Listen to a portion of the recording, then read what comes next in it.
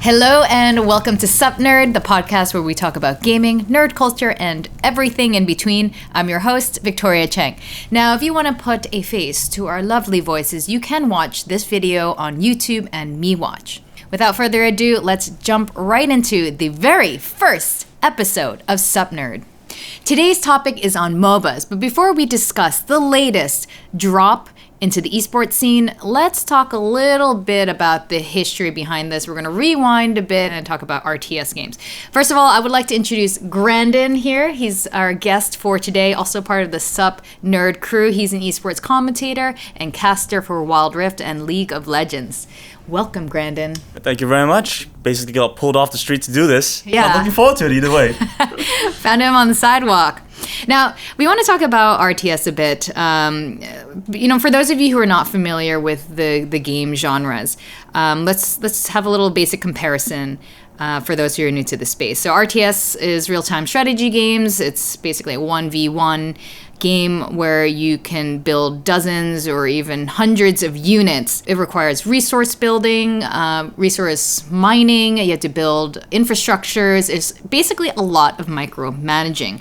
Whereas the typical MOBA format, we have a 5v5 controlling a single unit or hero. So it's a team-based game. So RTS is heavy on micromanagement, which to me is part of its charm. You may disagree, some of the MOBA fans over here. And it might, the micromanagement might be a contributor in its decline over the past few years in favor of MOBAs. Do you agree with that the general comment anyway? I think that RTS titles kind of don't do as well because it actually revolves too much around micromanaging too many objects.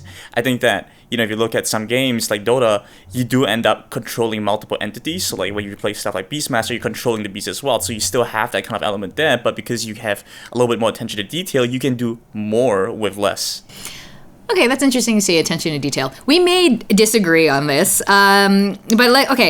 I think might be interesting for those of you who may not know, I think most people who play do know, but in case you don't, the origin story of MOBAs, it actually began with an RTS, Warcraft 3, by Blizzard. So there was a mod that was created, by the community, Defense of the Ancients, and that eventually sort of evolved into League of Legends, right? Yeah, they kind of pulled the idea and then put it on a different game engine, and from what I heard, the game engine was actually a really weird one. I think the kind of the rumor was that it was some kind of truck video game engine, and so he had a lot of wonky effects, which is why there's still a lot of bugs, but it's too much to remake the entire game now, so it's just something that we live with. But we definitely see quite a bit of a push from League after that.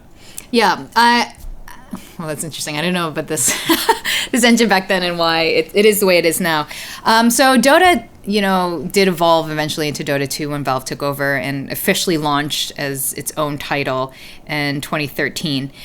So in a way, MOBAs are downscaled versions of RTS. To me, it's a downscale. It's like the easy version. Sure. But with that said, it's dominating the esports now. This is not a question. StarCraft 2, I very much enjoy watching StarCraft 2, but you cannot deny how much space games like League of Legends is taking up in the esports scene. League Worlds 2021 just wrapped up recently, right? Why don't you share some of the stats about that? I mean, we saw 850,000 people tune in to the English broadcast alone in Game 5 of the finals. I think the peak viewership was 4 million on English broadcast channels alone. So this is excluding China, which has not yet disclosed their numbers, but we're expecting things to really skyrocket still. So that might be record breaking, actually. Absolutely, yes. Yeah. It's within the top 10 highest viewership numbers on Twitch ever. Yeah. How about some of the other titles? Why don't you share with our audience how big some of these other titles are in competition? See, this kind of feels like a bit of a loaded question, right?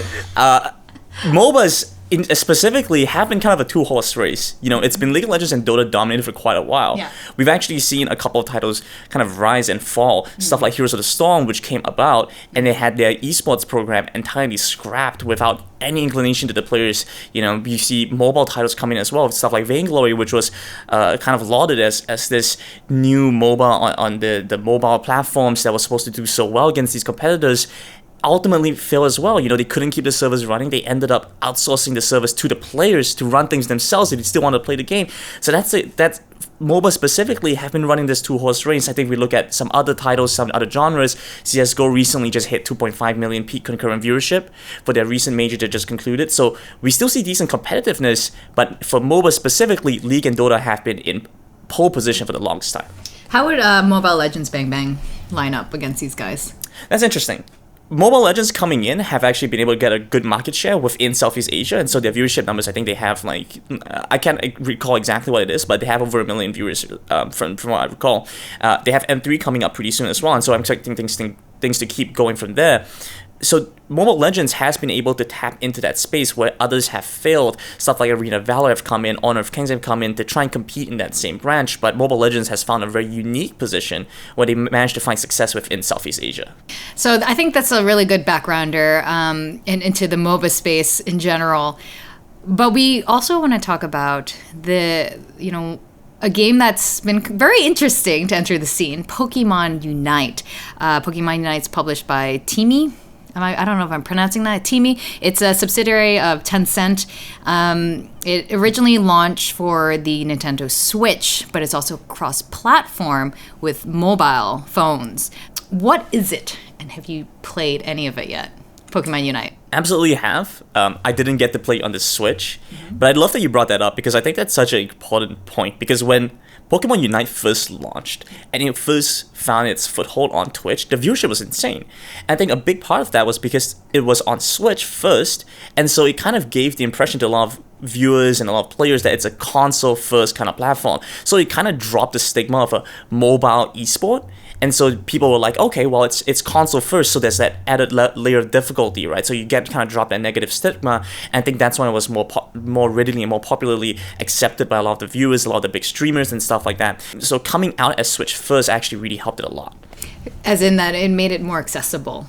It made it more reputable. It gave it a lot more credibility as a proper esport, because it's like, oh, it's not on mobile first, which means that this should be a more difficult game, there's more intricacies, which makes it more credible as an esport. That's interesting that you say that, because first when you load up Pokemon Unite, especially when it first came out very recently, just a couple of months ago, it almost seems like this baby version, and not just because they're Pokemon, but the way the gameplay mechanics are, it seems almost like a baby version of MOBAs. Do you think, how does it compare to some of the big titles like League and Mobile Legends and Dota 2 in terms of gameplay mechanics? I think it's streamlined. I think if you want to put it in a nice way, it's streamlined. If you want to put it in a not so nice way, it's stripped down, right? But this has some additional benefits because it makes the barrier of entry much easier for a lot of new players getting into it, which has been one of the more consistent struggles for a lot of mobile games, right? Getting enough player base to actually compete with the massive titans, and that's kind of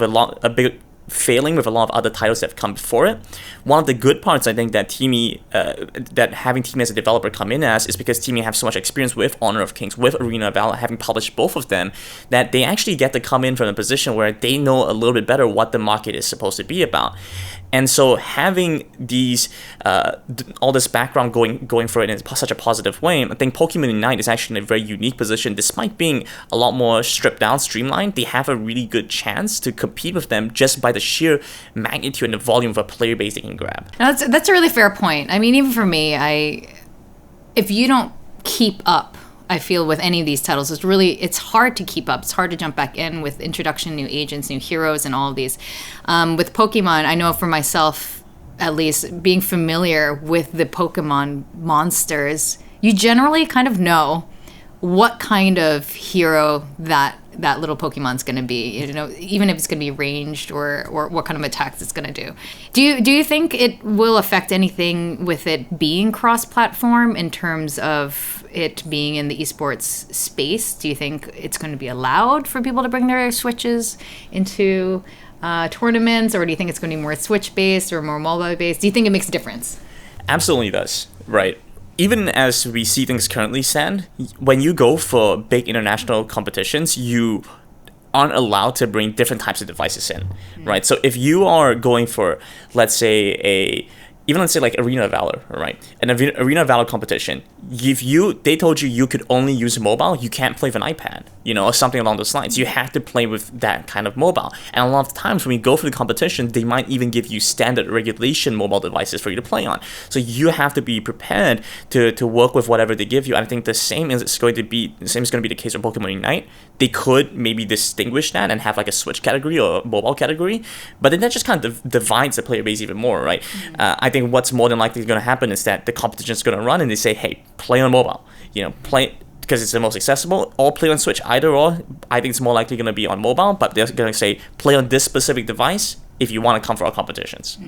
Do you think Pokemon Unite deserves to be sort of on this global platform in terms of giant prize pools? Should they be going big into esports? Again, stripped down, or however we want to talk about the gameplay, like mechanics. Okay, so where I'm coming from is that it's kind of interesting when this game first came out. We can say it's a more simplified version of it. It's more accessible. It's easier to understand. But in a local tournament in Singapore, they called it the Lavender Cup by the Pokemon Unite Singapore community here. They actually had a League player come in, and he just wrecked everyone. His team did. And I think that's interesting. I'm wondering what your thoughts are on this and how the game might evolve in terms of difficulty or strategy even within the game. I think as it is right now, Pokemon Unite has a very hungry player base in the Pokemon fandom where they really want a competitive title to work off of, because they haven't really had that for the longest time.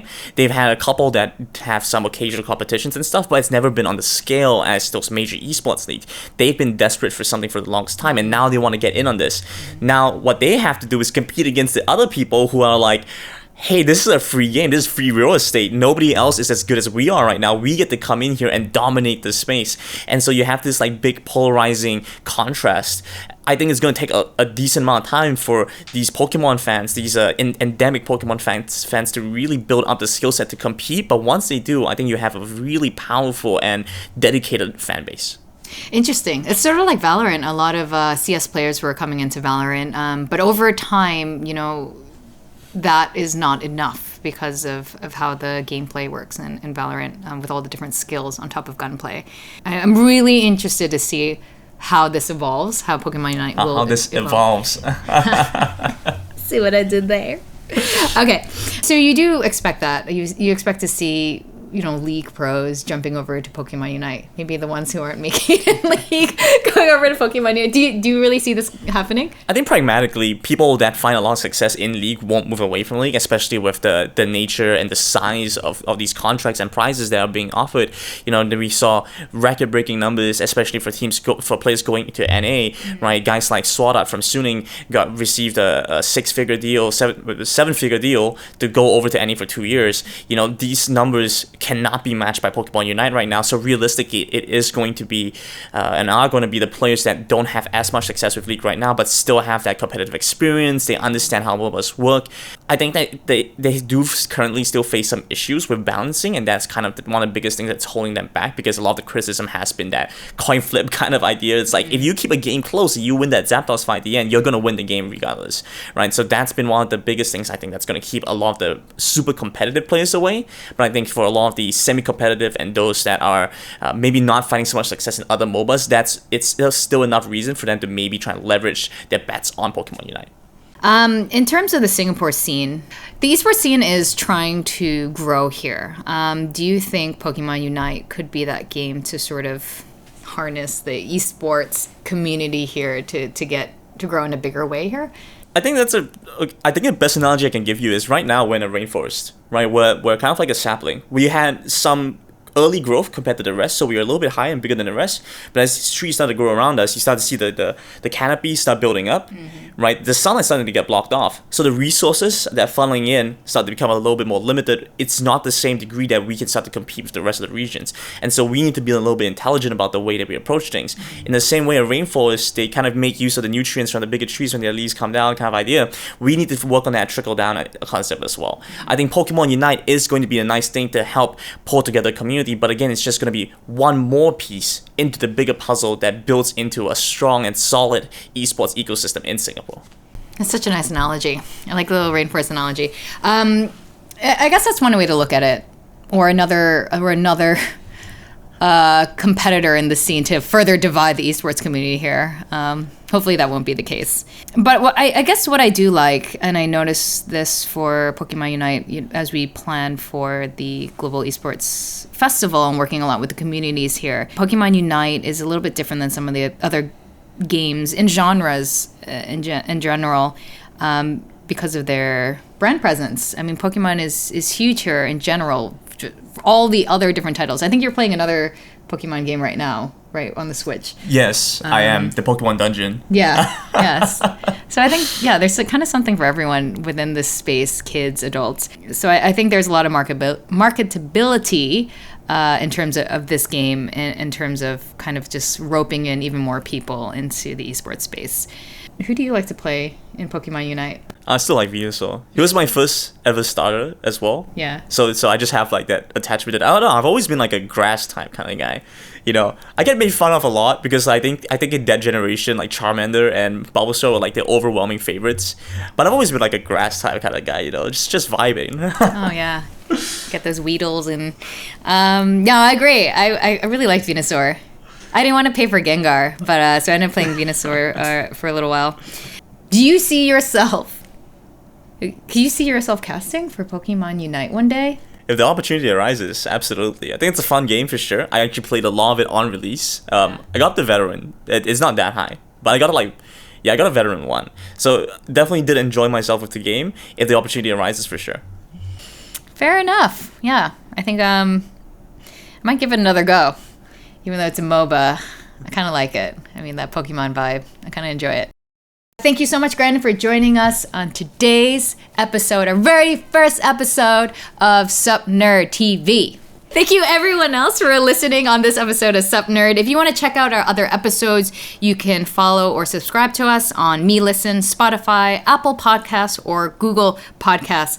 If you want to get in touch with us, feedback, tell us what you want us to talk about in the next episode, just hit us up on Instagram, DM us at supnerd.tv, or myself, Victoria Cheng. If you want to see our faces on video, follow us on YouTube or MeWatch. Links will be in the description below. This podcast is supported by Mediacorp. Once again, I'm your host, Victoria Cheng, and until next time, nerds.